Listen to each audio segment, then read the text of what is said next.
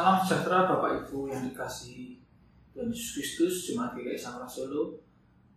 Mari sebelum kita masuk dalam renungan pada hari ini, kita siapkan dulu Alkitab kita, yaitu dari Matius 20 ayat 1-16. Ya, kita buka, mari kita persiapkan hati dan pikiran kita terlebih dahulu, kita dasari melalui doa kita kepada Tuhan. Mari kita berdoa. Bapa yang baik, terima kasih Tuhan untuk penyertaan-Mu hingga hari ini.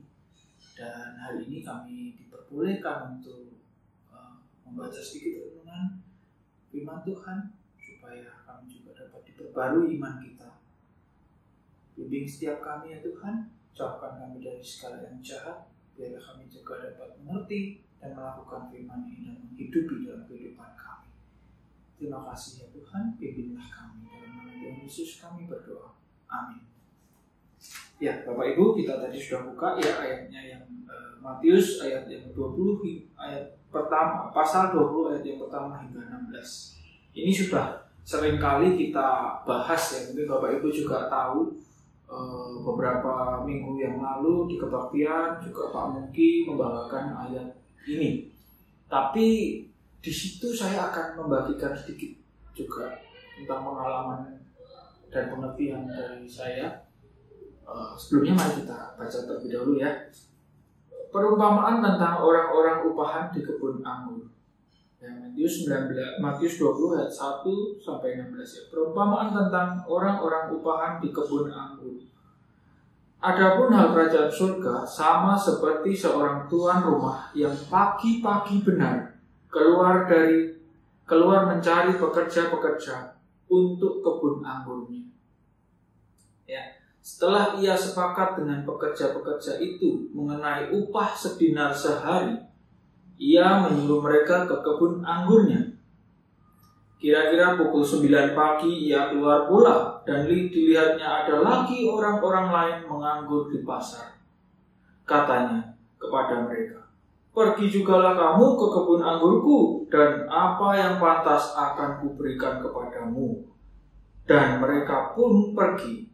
Kira-kira pukul 12 dan pukul 3 petang, ia keluar pula dan melakukan sama seperti tadi. Ya, kira-kira pukul 5 petang ia keluar lagi dan mendapati orang-orang lain pula. Lalu katanya kepada mereka, "Mengapa kamu menganggur saja di sini sepanjang hari?" Kata mereka kepadanya, "Karena tidak ada orang mengupah kami." Katanya kepada mereka, "Pergi jugalah kamu ke kebun anggurku."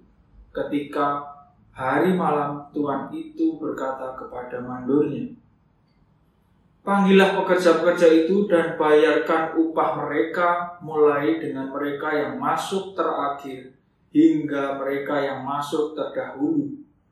Maka datanglah mereka yang mulai bekerja kira-kira pukul 5, dan mereka menerima masing-masing 1 dinar. Kemudian datanglah mereka yang masuk terdahulu, sangkanya akan mendapat lebih banyak.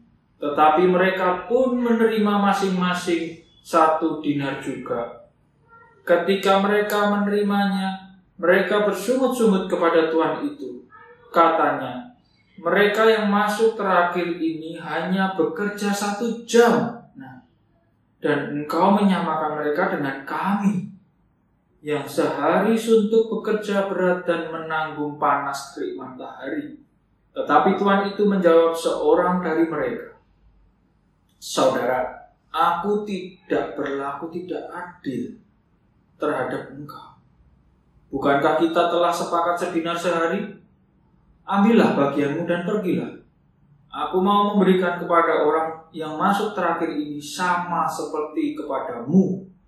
Tidakkah aku bebas mempergunakan milikku menurut kehendak hatiku? Atau iri hatikah engkau karena aku murah hati? Demikianlah orang yang terakhir akan menjadi yang terdahulu, dan yang terdahulu akan menjadi yang terakhir." Ya. Perikop ini membicarakan mengenai upah ya, mengenai upah sedinar ya. Pekerja di kebun anggur dan dengan upah sedinar. Dan ini jelas sekali kita baca tadi kan ya, yang kerja mulai pagi-pagi benar, 9 pagi, jam 12, pukul 3 petang, pukul 5 petang. Ini kan sudah jelas Tuhan menawarkan sedinar, sehari sedinar. Nah, di ayat yang pertama itu juga ditekankan mengenai adapun hal kerajaan surga. Ya, ini poin pertama yang Bapak Ibu harus cermati juga ya. Kerajaan surga di sini beda dengan kehidupan sekarang. Kehidupan sekarang bagaimana Bapak Ibu?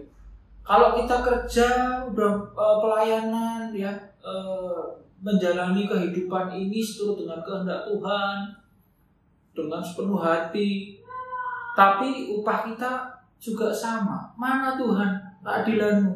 Nah, seringkali kita berpikir kita sudah melayani, kita sudah berbuat baik, kita sudah melakukan firman Tuhan tiap hari, tapi apa? Kita masih kadang iri atau mengeluh pada Tuhan. Tuhan, aku sudah gini, aku sudah begitu, tapi kenapa aku juga dapatnya seperti ini? Sedangkan orang yang tidak melayani Engkau malah dapat lebih banyak, atau ini iri hati kita mulai muncul Bapak Ibu dalam kehidupan kita. Ya, kita harus cermati di sini perumpamaan-perumpamaan ini kan mengenai hal kerajaan surga. Upah ini kan dilambangkan sebagai apa? Hal kerajaan surga. Hal kerajaan surga di mana? Itu terserah Tuhan, hakikat Tuhan yang akan memberikan. Nah, Bapak Ibu cermati perbedaan antara pekerja pertama, kedua, ketiga, dan yang terakhir. Bedanya apa? Jam kerjanya. Dan mereka yang pertama dan kedua itu ya, sampai yang mereka bersungut-sungut. Kok yang masuk 1 jam aja dapat sedinar juga? Kan seperti yang saya sudah sampaikan, itu hakikat Tuhan, terserah Tuhan mau memberi. Kenapa? Tuhan itu penuh kasih sayang dan belas kasih. Di pekerja yang terakhir masuk itu kan karena belas kasih Tuhan sebenarnya. Sebenarnya apakah istilahnya kalau kita orang dunia ya, apakah cocok gitu loh bayar orang satu pekerja yang bekerjanya cuma 1 hari, 1 jam, tapi bayarnya sama dengan yang sehari? Kan nggak masuk akal Bapak Ibu. Jadi Tuhan ini, jadi Tuhan kebun anggur ini tidak mencari pekerja sebenarnya di jam 5 ini ya, yang terakhir ya, karena cuma kerja 1 jam. Tapi apa? Karena belas kasih dari si Tuhan pemilik kebun anggur ini, yang mana itu Tuhan. Jadi hal kerajaan surga itu jangan disamakan dengan legalize atau transaksional di dunia ini, yang mana pekerja itu digaji sesuai dengan pekerjaannya. Nah, jelas sekali di sini kita diajarkan, kita itu mau jadi budak upahan yang hitung-hitungan sama Tuhan, ya, yang selalu memperhitungkan, ya saya sudah melayani, saya sudah ini itu, saya bahkan sudah jadi penatua, saya sudah ini berkorban banyak, ya uang, ya waktu, ya keluarga, ya semuanya saya sudah berkorban melayani Engkau di gereja. Jangan sambat Bapak Ibu, ya, karena apa? Kalau kamu sambat berarti kamu Bapak Ibu yang mana? Nah, bisa kan melihat dari ayat ini, Bapak Ibu yang mana? Ya pekerja yang awal-awal. Sedangkan pekerja yang terakhir kan nggak sambat. Dia pasrah sama Tuhan. Karena apa? Belas kasih. Aku udah dikasih kerjaan, walaupun cuma 1 jam, itu Tuhan berbelas kasih Tuhan, gitu loh. Jadi kita tuh diminta, dari ayat ini kita diminta untuk menjadi si pekerja yang terakhir masuk, punya hati yang seperti tulus. Ya wes lah, saya jalani apa adanya. Saya akan bekerja dan melayani Tuhan sepenuh hati, karena Tuhan sudah mengasihi saya terlebih dahulu. Ya, gitu Bapak Ibu. Jadi jadi pekerja. Jadi pesan firman ini sebenarnya kan kita diminta untuk mengerti tentang hal kerajaan Allah dan menjadi yang terakhir masuk, pekerjaan terakhir. Tidak pernah hitung-hitungan, tapi Tuhan memberikan sama. Bukan masalah nilainya, makanya saya bilang perumpamaan ini bukan mengenai transaksional atau legalize ya, secara hukum lah istilahnya di dunia. Yang 1 jam ya bayaran 1 jam. No, kalau itu berarti kamu punya jiwa sebagai budak atau upahan. Yang mana saya ngajar 1 jam dapat 1 jam, 2 jam dapat 2 jam. No, sehari dapat sehari. Enggak. Ini melayani Tuhan, hal kerajaan surga ini mengenai belas kasih kita dan sungguh-sungguh kita tuh benar-benar mengasihi Tuhan sungguh-sungguh. Nah, firman Tuhan mengatakan mengasihi Tuhan kan juga mengasihi sesama, bekerja dengan sepenuh hati, tidak mengeluh, ya kan? Jadi si pekerja yang akhir. Nah, ayat yang terakhir itu yang jelas. Demikianlah orang yang terakhir akan menjadi yang terdahulu, dan yang terdahulu akan menjadi yang terakhir. Nah, di sini perumpamaan kan menjelaskan bahwa pekerja-pekerja yang di awal itu akan menjadi yang terakhir. Apakah Bapak Ibu mau jadi yang terakhir? Coba kita koreksi diri kita. Sudahkah kita melakukan semuanya ini dengan sepenuh hati, semangat, dan juga penuh belas kasih? Kenapa? Karena Tuhan sudah mengasihi kita terlebih dahulu. Dia sudah mati di kayu salib, sudah berkorban, ya kan, untuk kita menebus dosa-dosa kita. Nah, kita harus juga sepenuh hati dalam melayani Tuhan. Ayo koreksi diri kita masing-masing. Hai engkau pelayan-pelayan Tuhan, penatua, ya, panitia, pengurus komisi, semuanya. Ayo kita koreksi diri kita. Sudahkah kita melakukan pelayanan atau kehidupan kita ini turut dengan kehendak Tuhan? Dan tidak bersungut-sungut dan tidak mengeluh, ya. Tapi seringkali kita masih hitung-hitungan sama Tuhan. Nah, kalau mau hitung-hitungan sama Tuhan ya nggak ada habisnya. Kita pasti kalah loh. Tuhan yang menciptakan kita. Kita kan juga bagaimana? Kalau hitung-hitungan ya kamu akan segitu-segitu aja. Ya, pelayananmu juga tidak akan wow bagaimana atau akan. Jadi kalau seperti yang si pekerja terakhir, dia tuh kaget dapat 1 dinar. Wah, mujizat lah istilahnya. Kalau kamu mau dapat mujizat ya harus lapang dada, penuh belas kasih, nggak boleh ada iri hati. Seperti pekerja-pekerja sebelumnya yang selalu hitung-hitungan transaksional sama Tuhan. Tuhan, aku segini, aku sudah pelayanan jadi penatua, contoh, saya sudah pelayanan jadi pendeta, saya minta diberkati luar biasa di dunia ini. Apakah seperti itu? Ini bicara hal kerajaan surga, ya.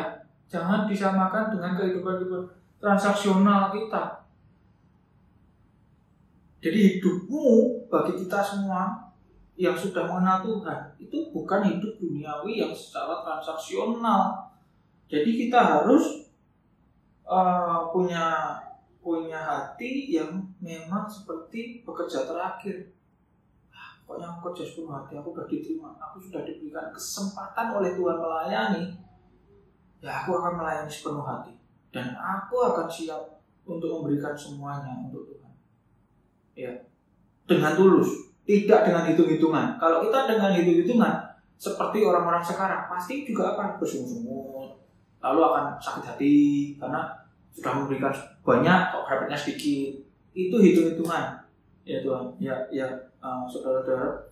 Nah, kalau Bapak Ibu juga mau lebih jelas lagi, kita ikutin di ayat yang sebelumnya, pasal yang 19 ayat 16 itu apa perikopnya? Berbicara tentang perumpamaan apa? Orang muda yang kaya, ya, orang muda yang kaya akhirnya tidak ikut Tuhan Yesus karena apa? Ayat ke-23 coba baca. Yesus berkata kepada murid-muridnya, Aku berkata kepadamu, sesungguhnya sukar sekali bagi seorang kaya untuk masuk ke dalam kerajaan surga. Nah, murid-murid itu juga bingung. Nah, terus piye Tuhan? Ya kan? Bagi manusia hal ini tidak mungkin, tetapi bagi Allah segala sesuatu mungkin. Nah, bagi Allah segala sesuatu mungkin. Ayat yang ke-26 berbicara seperti itu. Jadi orang kaya nggak meninggalkan, akhirnya nggak ikut Tuhan kan? Karena dia apa? Nggak mau kehilangan hartanya. Iya kan? Padahal apa kalau meninggalkan hartanya dia akan boleh harta di surga. Tuhan sudah menjanjikan itu. Jadi dalam melayani, ini bicara harta, ini kan bicara mengenai waktu, ya, materi, ya kekuatan, tubuh kita dalam melayani Tuhan. Jadi kita tuh melayani itu nggak selalu semata-mata di gereja, tapi di dalam kehidupan kita sehari-hari kita juga menjaga apa yang kita lakukan, apa yang harus kita berikan kepada sesama, ya kan? Itu juga sebagai pelayanan kita. Itu ya Bapak Ibu.